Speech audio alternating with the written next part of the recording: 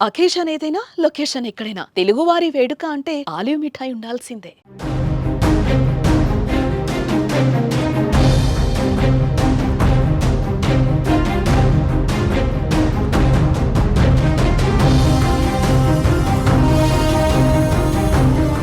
పాక్ మరో దుశ్చర్యకు సిద్ధమవుతోంది. ఫైటర్ జెట్లు, డ్రోన్లు, క్షిపణులతో భారత్ అటాక్ చేసే దమ్ము తనకు లేదని తెలుసుకున్న పాక్ అణుబాంబుల పేరుతో మరోసారి భయపెట్టేందుకు ప్రయత్నిస్తోంది.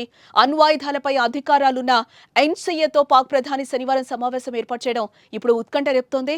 అణ్వాయుధ నిల్వలతో సహా భద్రతా నిర్ణయాలు తీసుకునే పౌర సైనికాధికారుల అత్యున్నత సంస్థ ఎన్సీఏ ఈ సమావేశంలో joint chiefs of staff committee chairman, army staff chief, naval staff chief, air staff chief, కీలక మంత్రులు, ఇతర పౌర సైనిక అధికారులు హాజరు కానున్నట్లుగా సమాచారం. ఈ భేటీలో అణ్వాయుధాల నియంత్రణ, కార్యాచరణ నిర్ణయాలను పర్యవేక్షించే అత్యున్నత సంస్థతో ఆయన కీలక చర్చలు జరపనున్నారు. భారతదేశంపై అణు ఆయుధాలను ఉపయోగించే అంశంపై ఈ సమావేశంలో చర్చ జరపనున్నారని తెలుస్తోంది.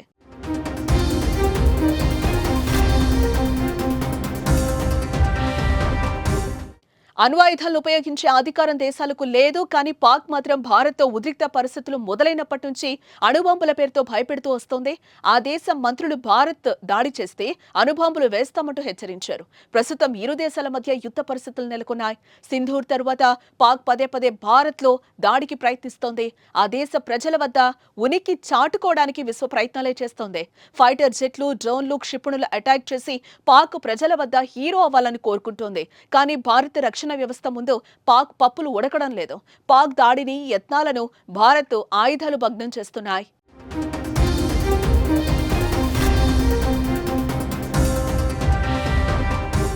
డ్రోన్లు, క్షిపణులు, ఫైటర్ జెట్లను మన సుదర్శన చక్ర S-400 ఆకాశ్ వంటి అత్యాధునిక భూమి మీద నుంచి గాల్లోకి లక్ష్యాలను ఛేదిస్తూ పాకిస్తాన్ కు చావు దెబ్బ కొడుతోంది. ఇక తమ ఆయుధాలతో భారత్ పై నెగ్గలేమని క్లారిటీకి వచ్చేసిన పాకిస్తాన్ బ్లాక్ మెయిల్ కు దిగుతోంది. ఇలా అణుబాంబులతో భయపెట్టేందుకు ఎన్సీఏ సమావేశం ఏర్పాటు చేసి అలజడి సృష్టించేందుకు ప్రయత్నిస్తోంది. ఇలా తన చేష్టలతో అంతర్జాతీయ వేదికగా నవ్వులు పాలవుతోంది.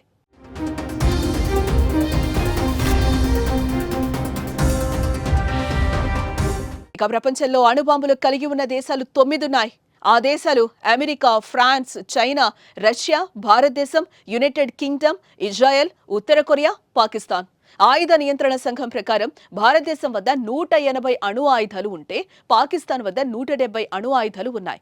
అంతేకాకుండా రెండు దేశాలు ఇప్పటికీ మరికొన్ని ఆయుధాలను తయారు చేస్తున్నాయని నివేదికలు చెప్తున్నాయి. భారత్ పై అణుబాంబు ప్రయత్నం చేస్తే మాత్రం ప్రపంచ పటంలో పాకిస్తాన్ మ్యాప్ కనిపించకుండా పోవడం మాత్రం ఖాయం.